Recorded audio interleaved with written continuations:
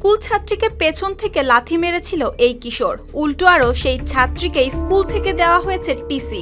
নারায়ণগঞ্জের সোনারগাঁওয়ে স্কুল ছাত্রীকে উত্ত্যক্ত ও লাথি মারার ভিডিও সামাজিক যোগাযোগ মাধ্যমে ছড়িয়ে পড়ার পর এবার সামনে এসেছে এই নতুন তথ্য। স্কুল কর্তৃপক্ষ বলছে, বিদ্যালয় চলাকালে বাইরে থাকার কারণে এমন সিদ্ধান্ত নেয় স্কুল কমিটি। আর এই সিদ্ধান্ত নিয়ে এখন তৈরি হয়েছে নতুন বিতর্ক। খোঁজ নিয়ে জানা যায়, প্রায় 1 মাস আগে কাঁচপুর সেতুর নিচে শীতলক্ষ্যা নদীর পাড়ের ওয়াকওয়েতে ঘটে এই ঘটনাটি।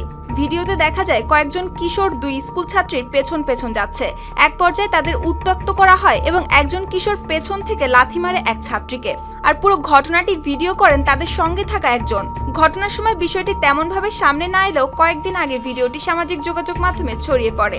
এরপরই স্থানীয়রা অভিযুক্ত কিশোর ও ভুক্তভোগী ছাত্রীকে শনাক্ত করেন। স্থানীয়ভাবে সালিশও হয়। সেখানে অভিযুক্ত কিশোরকে কান ধরিয়ে উঠবোস করিয়ে ক্ষমা চাওয়ানো হয়। তবে ভুক্তভোগী শিক্ষার্থীর পরিবার আইনি ব্যবস্থা নিতে আগ্রহী না হওয়ায় বিষয়টি থানা পর্যন্ত গড়ায়নি বলে জানিয়েছে স্থানীয়রা। এমনকি ভুক্তভোগী পরিবারের সঙ্গে যোগাযোগের চেষ্টা করা হলে তারা এই বিষয়ে কথা বলতে রাজি হয়নি।